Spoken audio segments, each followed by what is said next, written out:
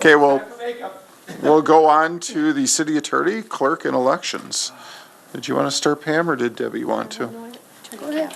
You want me to start? Sure. Okay. Well, I'll start. The duties of the clerk are by state statute. They're, directed by state statute. So I just follow whatever the state statute does. So there isn't a lot of, frills in my budget. One of our 2018 accomplishments I've got in there is that we implemented new procedures for conducting business in the clerk's office. And you don't see it out in the front of you. Everything's done in the background, and how we run the clerk's office and how we file things as in accordance with state statute. So a lot of that procedural stuff is done in the background, but we have implemented some new procedures on how to conduct business in the clerk's office. And of course, my 2019 objectives is going to be finding new and effective ways to conduct business. We're always, we're always looking for different ways to make things easier in our office. And like I said, you guys don't see it out front. We have it in the background. So about the only real big changes in our budget, other than the, salaries and the benefits, as you can see, is in tools and equipment. There's $1,400 put in there, and that's because Patrick has told the deputy clerk and I we are up for new computers this year. I don't even know how. We're on the schedule, and Patrick just said, you guys are scheduled in 2019 to have your computers replaced. So we've got that amount in there. And then that's just about it on that one. Everything else is pretty much the same, So I don't know. Stan has a question for you. Yeah, I'm looking at the your FTEs, how they've changed. What's different from 2018 that you had 1.38, now you have 1.20? I don't think, body-wise, we haven't changed the number of people. I believe it's the way that they are putting the percentages, correct, Mayor? It's likely with elections. Yes, because we have, we have busier elections this last year. That's what I thought it was. Yeah. I wanted to ask you a question. Did you want to do elections then as well? I can do elections right away, certainly. So that's pages 23 and 24. Same thing, of course, you have to run elections in accordance with state statute. That's how we run them. And my 2018 accomplishments were, it says on here, conducting 4 elections and training election inspectors on any changes. We actually ended up with 6 elections this year. We had in District 8 in Calumet County, we had 2 special elections in May and June. So we had elections in 2018. We had February, April, May, June, August, and then November. So, and then for 2019, we're hopefully only have 2 elections. And then just kind of keeping up to date on all of the new election laws and procedures, and to run fair and effective elections. Major changes, are the office equipment. Well, that is, the same amount, but that one is used for any special equipment that I'm going to order, which I have been trying over the last couple years to order new voting booths. We still have the booths from when prior clerk Joan Smogoleski and Ray Zielinski were in here, so we had booths from them. And so as we get to be a bigger community and we get more voters, we need more booths. So I've been trying to update and get newer booths, and get rid of the older ones. And I know the guys out at the Public Works Department that helped me put up the booths, they have struggle every time with some of those old booths on how to put them up and take them down. So that is one amount in the, let's see, the other one was the building rental. That one is because we have to rent the dog club, when it gave me dog club as one of our polling places. So I have an extra amount in there. And then also under department, there might be a little bit extra in there because this is 2019 is the year where I typically only have 2 elections. So then I like to get any of my extra notices that I have to order and be posted. I like to order in supplies. I've been, with 6 elections this year, I'm kind of down on some of the supplies, the pens, the numbers, and other supplies, so I kind of do it in the off years and just, get my supplies up to date. So. Alderman Ted Grady? Yeah, just a question, not really budget related, but have we ever looked at the, kind of like Nina does, the alderman term being a 3-year term versus the 2-year term type thing, and then you don't have as many elections maybe, and that maybe could save some polling money, or has that ever been addressed with it going to a 3-year? No, since I've been here, we haven't, and I don't know if Attorney Captain can weigh in on the legal stuff of it, but it would be a way, I suppose as the council, you guys would be able to make that change. I've never looked into it, I've never been asked to it. My experience has been with the city is at the time that you do redistricting every 10 years, and you have to put equal number representation for each person here. And in the year 2000, you remember we went from 4 districts to 8 districts. I remember that, yeah. And then at that time, we had 2 alderman representatives for each district, and then one would be elected one year and one would be elected the next year. And then in the year 2000, our city had grown, and that to get equal representation, we spread it out so that we would have 8 districts. And so at the time when you do redistricting, then you have to look at the equal number of representation.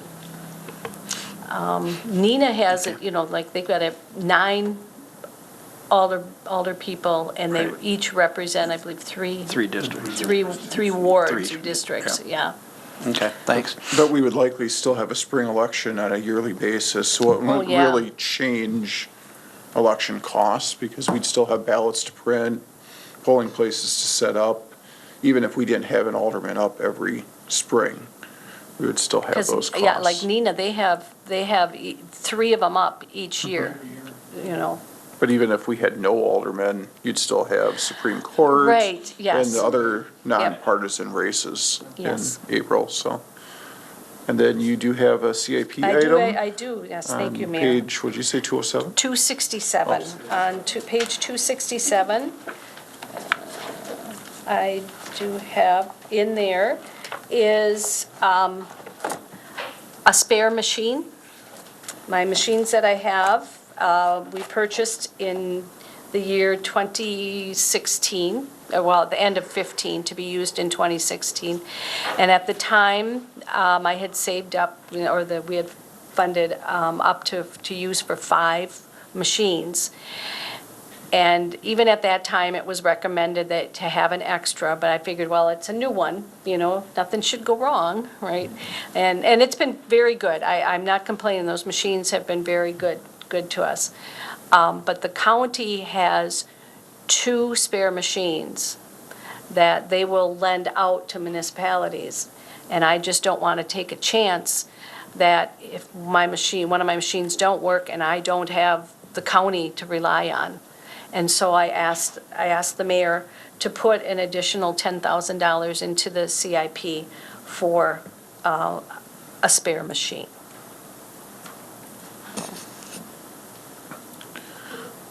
So I'm going to, 2 fun stories from yesterday, since we're on elections. The kind of questions that the clerk's office gets on election day. The first one was a person who called and wanted to know where they voted in Black Creek. And we do not know why or how. I don't think it was Jen, but how they picked us to ask, but they did. And the other one that I thought was interesting was a complaint from, was it a watchdog group, that the lines were too long at our polling places. Yes. And we did find out that that was at the Christ the Rock Church in Harrison, but since it has a Menasha address, they called and talked to us about it. And Debbie was very good to forward them to the correct people. I don't know how they handle the Black Creek one. I'm assuming Stephanie looked it up for I them. think Stephanie got onto the website and looked up and gave them the information. So just Yeah. some fun things yesterday. I think they were, I heard that they were very long there. Our lines, if you waited 5 minutes, that was a long Boys and time. Girls Club wasn't too bad. No, Teresa voted yesterday. they move them quickly, Yeah, so, She yeah. was probably in an open. Alderman Nichols has a question. Thank you, Mayor. Does that $10,000 buy one voting machine, or is that a down payment on one? No, that's a one complete machine. Great, thank you. And we always did have a spare one with the old machines as well. Yes, we did. Any questions for Debbie yet? No? We have one more budget from the city attorney.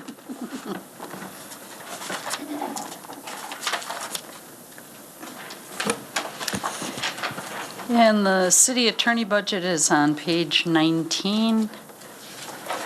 The primary difference is in the salary increase, health insurance, obviously.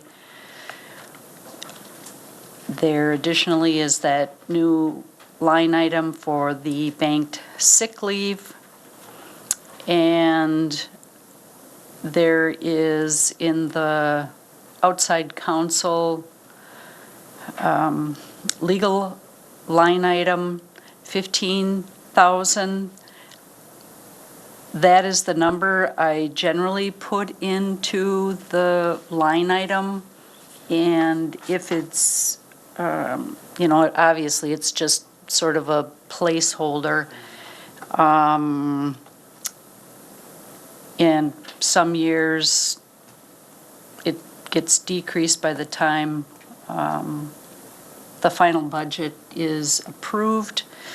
What that takes into consideration, or at least the way I come up with the number, it is about 32 hours is what I figure, and 32 hours of legal fees, some specialized hours and some hours in the event that there's a conflict of interest and we need to hire outside counsel, or if there is some kind of a scheduling conflict or something like that. So the hourly rate range that I use is, on the upper end, is $650 an hour.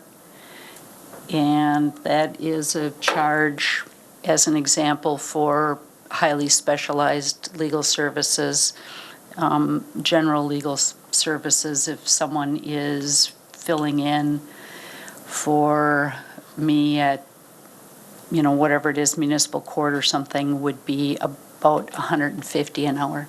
So that's kind of the range, but that's where I come up with that number.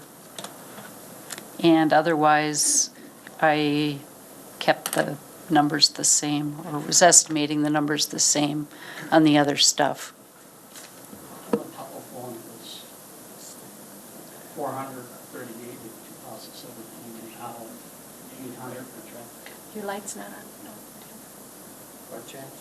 Your light. We're just talking about the telephone budget, why the projected wondered, for this year is telephone and- higher. 2017 was 438 and projected to go up to. That's correct. The budgeted amount is the same. That amount varies, obviously, it just depends. Is this for the office phone? It is for, Office phone, long and distance. cell phone. Long distance, yes. And cell phone. Office phone and a cell. Office, cell, and the long distance on the office phone. Why would we need a cell phone? In case of emergency, if we do need to get a hold of the attorney, we would need to have a cell phone. It's in my job description to be available 24/7. It is. Well, all department heads have. All department heads have cell phones. What is your number?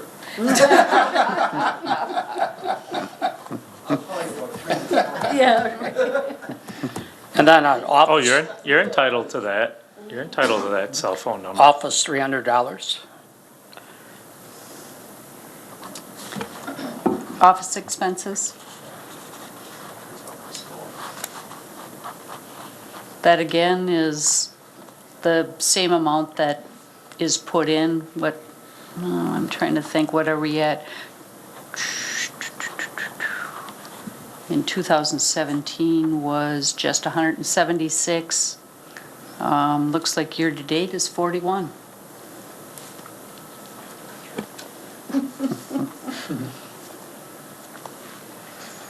And then department, 1,500.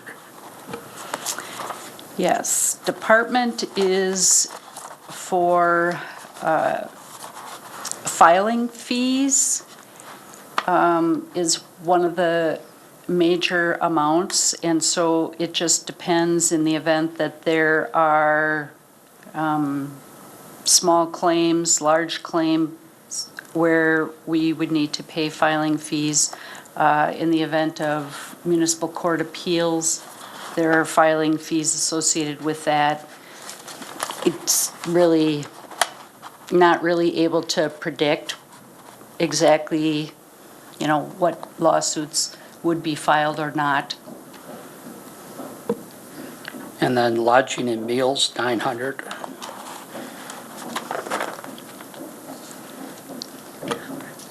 Yes, and that is associated well with training.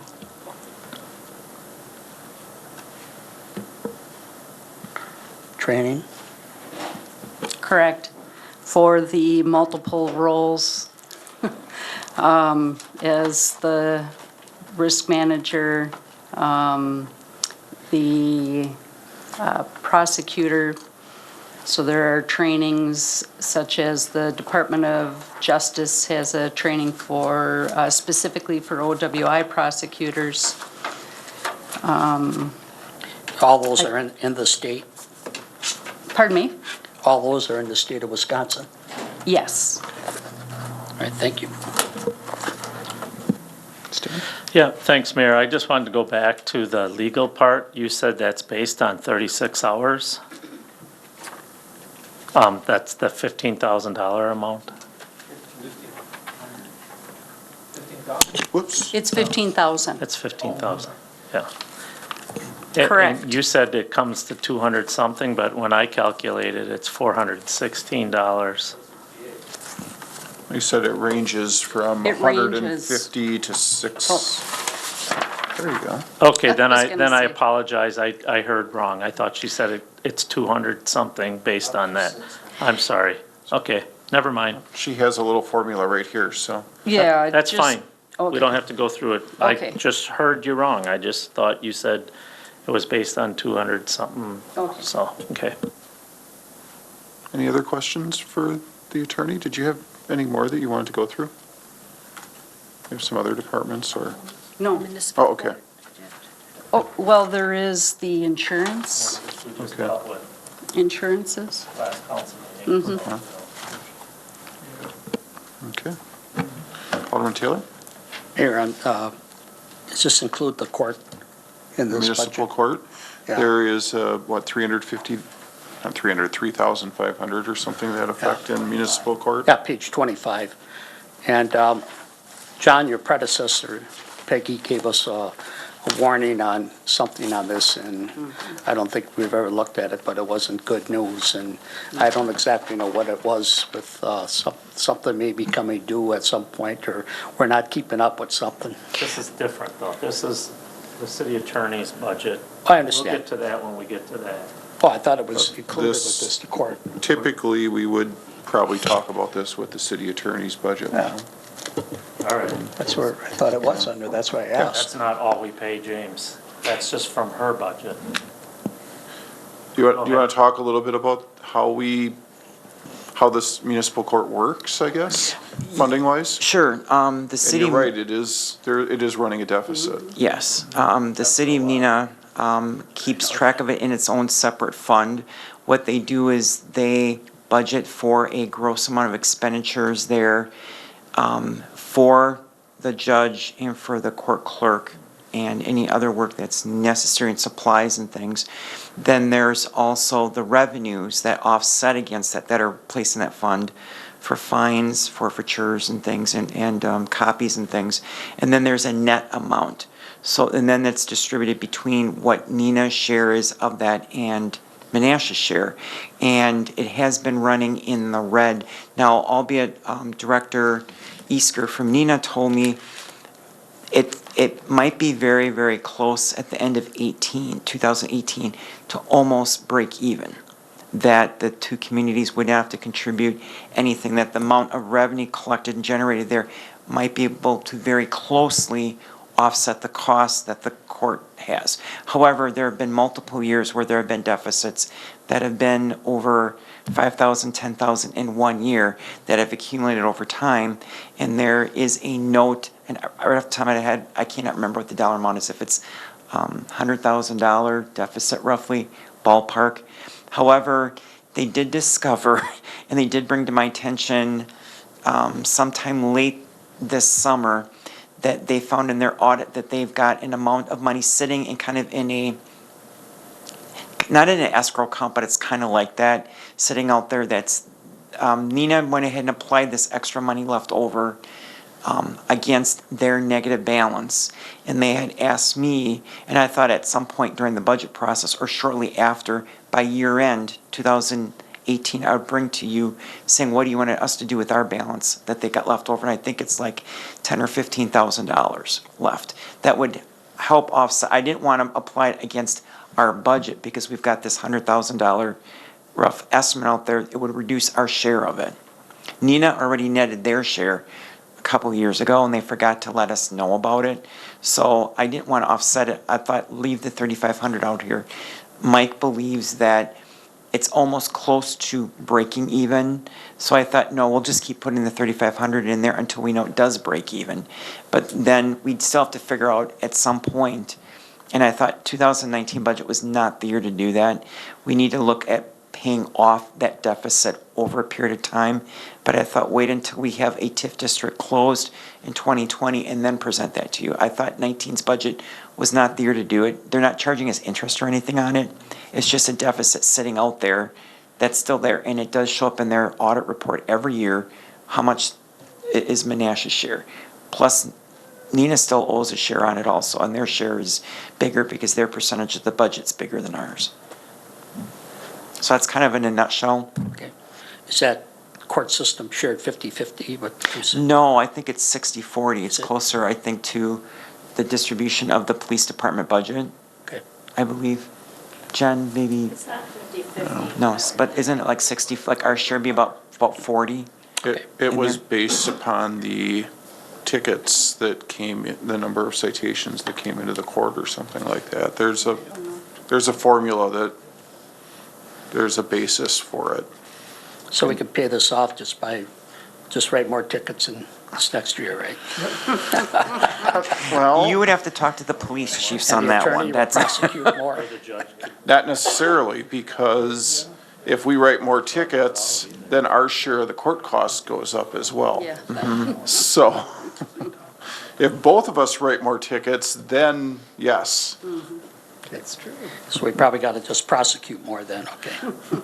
Thanks. Alderman Grady? I have a question on page 20, if we can go back. Stan kind of alleviated on this. This is what we did pass the other night in council, right? This property insurance. Is this the 37.5 something or whatever that we talked about on council the other night? There are actually two insurance, there's actually two insurance funds. There's this property insurance fund here. You used to have this where it was allocated to all the different departments.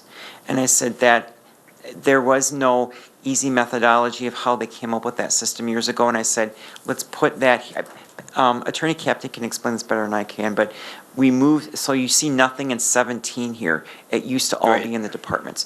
You have a number here in the general fund, but there also is a property insurance fund that is Okay. on That's okay, I don't, I think. I page just- 229, 230. I'm not the person that'll be able to explain the difference between the two as good, but that number that we discussed, I think, was on page 230. Okay, okay. Yeah. That we talked about Monday I night. The just, property okay. I insurance thought it was a typo. from Okay. the, yes. That would have been a nice typo, actually. Yeah. Anything else that anyone has for this evening? Not, I entertain a motion to adjourn. Motion to adjourn. All those in favor? Aye. We are adjourned, thank you.